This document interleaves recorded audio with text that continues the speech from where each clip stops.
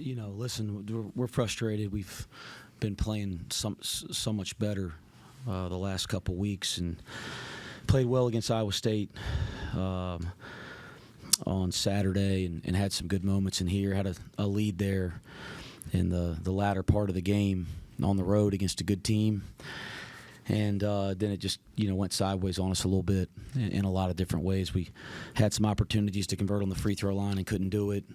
Their pressure really impacted us, whether it was turning the ball over, which we had a number of those in bad situations. We hadn't been turning the ball over all game, but we had quite a few there that were spread around, and then we couldn't even get into action because of the pressure. So it was we kind of found ourselves on our heels, and they find a way to make a couple big shots to get that 2-possession lead there late. I was really proud that the guys kept playing and found a way to have a shot to tie it. That's pretty incredible to even be in that position when you're down 9 with hardly any time left in the game. So, proud of that. But we've been playing better. We had a really bad stretch there for the last 6-7 minutes of the game. But we can't let that affect us moving forward. Dan, can you describe what happened there? It went so quick. What happened?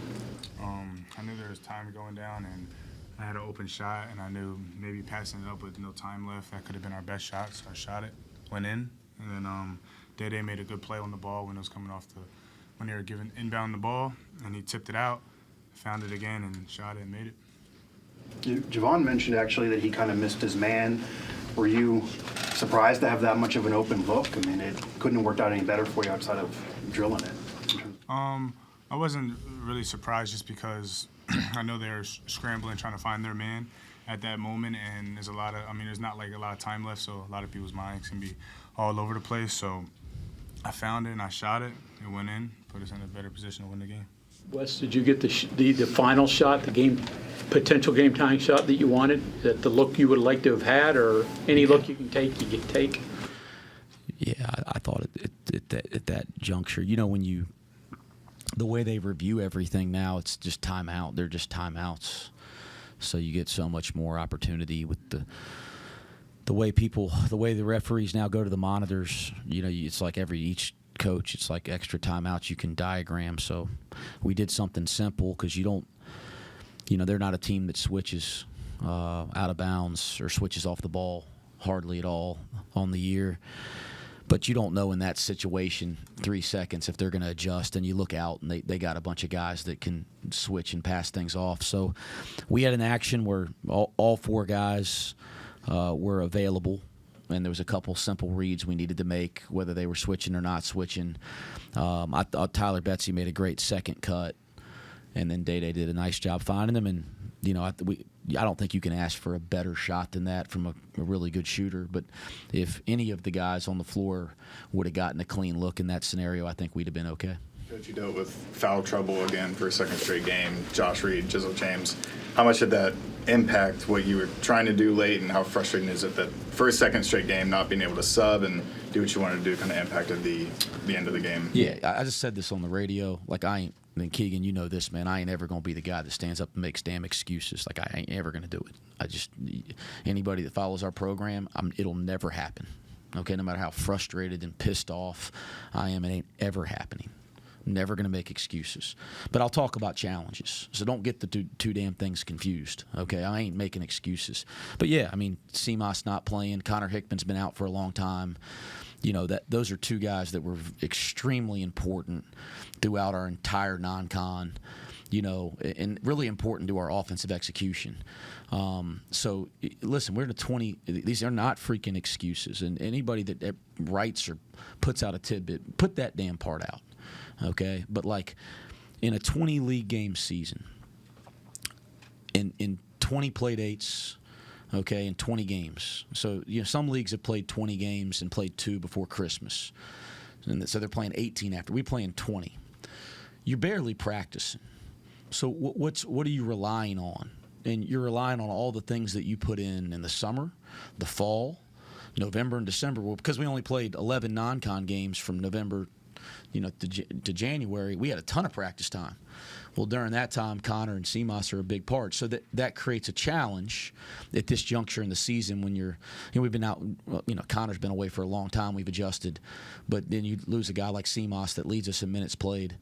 That creates a challenge. And we had lineups out there tonight we haven't spent a lot of time practicing with. We have guys in places that, running actions that, they've probably never been in. And, yeah, that has some effect, but it's not an excuse. Everybody's dealing with stuff this time of year, and that's just college basketball, and you got to be good enough to adjust. So I'll answer your question. Yeah, it's a challenge. But, I'm sure every team in the country in February, especially in this league, has challenges. Seamoss day-to-day or week-to-week, what's his status right now? Yeah, he's had ultrasound, an X-ray, and an MRI, and I'm no doctor, so I'm just a basketball coach. He's had all three of those things. Nothing points to being serious. Seamoss is one of the toughest kids that I've ever coached in terms of injuries. I mean, literally got hit by a car a year and a half ago. Hit by a damn car and didn't sit out. I've seen him be in a lot of pain in play. Like, he's not that kind of a dude. Like, if he can play, he'll play. He's in some serious pain. And he's trying to go through shoot around. Couldn't even go through shoot around. So, from what the doctors say, it's day to day. But like that dude, if he could play, he'd play. And he pulled himself out of the Iowa State game in a 2-possession game. That should tell you how much pain he was in, because there's no history of that with him. Some guys can tolerate stuff more than others. He's a guy that tolerates it as much as anybody I've coached. And so I'd like to say, but I'm worried because of how much pain he's in. That worries me, even though nothing showed up on the MRI, nothing showed up on the ultrasound, or nothing showed up on the X-ray. What did they do different with Jizzle? Jizzle's in foul trouble, Scott. So, that changed the game a little bit. When I thought we really found something with him in the ball screen there in the second half, and he even missed a couple that he doesn't usually miss. But the foul trouble really affected his play. And then again, they got down. We got to the free throw line, and they started getting really aggressive, throwing two at the ball. We haven't seen them do that a lot this year, but they did that. We probably didn't handle it great. I don't know if that was as big of a factor for us as just their pressure in the backcourt and their ball pressure, not letting us get into stuff. But yeah, that probably affected Jizzle a little bit. Like, we tried to throw two at small early in the game and to start the second half, and I thought that got the ball out of his hands a little bit. So, this level, when you throw two at the ball, guys got to move it, and I thought Jizzle did that. I thought Javon did that on the other side. Coach, you talked about it a little bit there, but a lot of the conversation here was you guys are a different team than when West Virginia won in Cincinnati. Was there anything different about the Mountaineers? You notice anything different from this game to that game, and just any thoughts on West Virginia's on the bubble now and their turbulent prospects as an opponent? No, I don't. I have respect for their team. Obviously, they kicked our tails in our own arena. That was a low point for us, just not because of the opponent, because of to lose a game the way we lost that game at home was a low point. And I thought since then we've kind of reset and played better basketball, even if we haven't won here the last two games. And I was really frustrated with that stretch when we have a lead in the second half. Other than that, we played pretty good basketball recently. But I have respect for them, just like I have for everybody in this league. But no, I don't have any evaluation of how they've. Again, they're doing a lot of the same stuff they were doing when we prepared for the first game, and they're a really good basketball team. Coach, what's the message to your team down 9 with 17 seconds left? What's the message to them when they go and have those reviews, like you said, that are kind of like timeouts? What's the message to them? Just talking about what we have to do next. This is and we practiced that stuff a ton this year. How to handle those situations.